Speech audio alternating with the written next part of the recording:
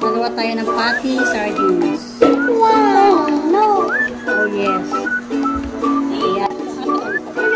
Ayan. Ayan. Atin na siyang lulutuin mga kasisi. Ayan, diba? Ito yung naman, tinanggal ko lang yung sauce ng sardinas. O, diba? Kinuha ko lang talaga yung pinaka, meat ng sardinas.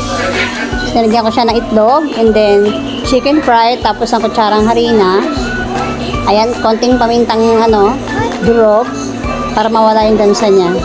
At syempre, isang itlog lang. O, diba? Kasi pag sardinas, hindi kakainin ng mga anak ko.